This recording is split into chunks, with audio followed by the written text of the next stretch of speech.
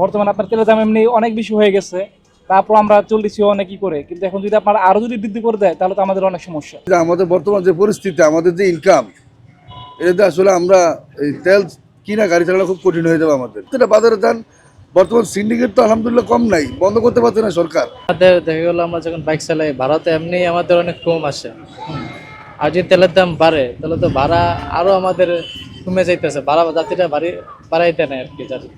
যেটা ভাড়া ন্যায্য পারে ওইটা আমরা পাই না, ভাড়া আরো কমায় ভাড়া একেবারে যাত্রীরা। যে তেলের দাম বাড়ে তাহলে আমাদের আরো মানে চলতে ফেলতে আরো কষ্ট হয়ে যাবে। আরো যাত্রীর সঙ্গে দেখা যাবে না বা যাত্রী ঠিক থাকবে, কিন্তু ভাড়া আমাদের তো বাড়াই দিতেছে না, ভাড়া যেটা ভাড়া ওইটাই দিতেছে না। আর যে তেলের দাম বাড়ে আমাদের আরো কি হয়ে যায়, চলতে পারতে আরো কষ্ট হয়ে যাবে, আমাদের আরো কষ্ট হয়ে যাবে। ঢাকা ছাড়া লাগবে, স্যার উপায় নেই। এমনি তো অবস্থা যে কোনো বাড়তে আছে জিনিসের দাম, ঢাকা তো থাকার জন্য কষ্ট হয়ে যেতেছে। ভবিষ্যৎ হোক নিরাপদ, বিনিয়োগ হোক বিশ্বস্ত, আর আমার পছন্দ সল্ট বে। ওয়েলকাম টু সল্ট বে। আপনার তেলের দাম যদি আপনার যদি বৃদ্ধি হয়ে যায় তাহলে আমাদের বাংলাদেশে আমাদের এই যানজটের মধ্যে গাড়ি চলাচলের এক অসুবিধা হয়ে যাবে, কারণ আপনার গাড়ি কস্টিং আয় খরচ অনেক বেড়ে যাবে।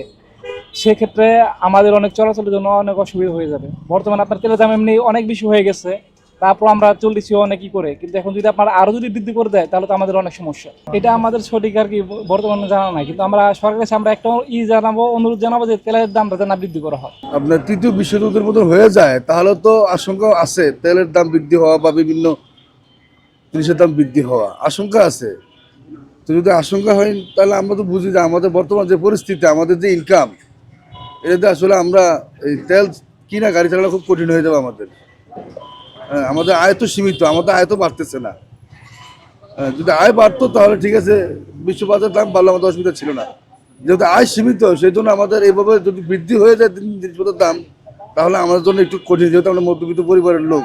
খুব ভয়াবহ পরিস্থিতি হবে, কারণ মানুষের তো মনে করেন যে একটা আত্মতৃপ্তি যে এই রমজান মাসে সেটা পাবে না মানুষ, কারণ প্রত্যেকটা জিনিসের দাম বৃদ্ধি। বাংলাদেশে দেখেন প্রত্যেকটা বাজারে যান, বর্তমান সিন্ডিকেট তো আলহামদুলিল্লাহ কম নাই, বন্ধ করতে পারছে না সরকার। হ্যাঁ, একটা লেবু সেটা 40 টাকা পিস কিনতে হয় কারণ বাজার গেলে। হ্যাঁ, খেজুরের দাম কম নেই, গুড়ের দাম কম নেই, সব কিছু দামই বাড়তি। তো আমরা যারা আছি মোটামুটি কষ্টই আছে, আমাদের তো বেতন বৃদ্ধি নাই, বেতন যা আছে তাই চলতেছে। হ্যাঁ, তো আশা করি আল্লাহ যাতে দেশের পরিস্থিতি শান্ত করে, এইটা আল্লাহর কাছে দোয়া করি। হ্যাঁ, যাতে মানুষ ভালোভাবে চলতে পারে।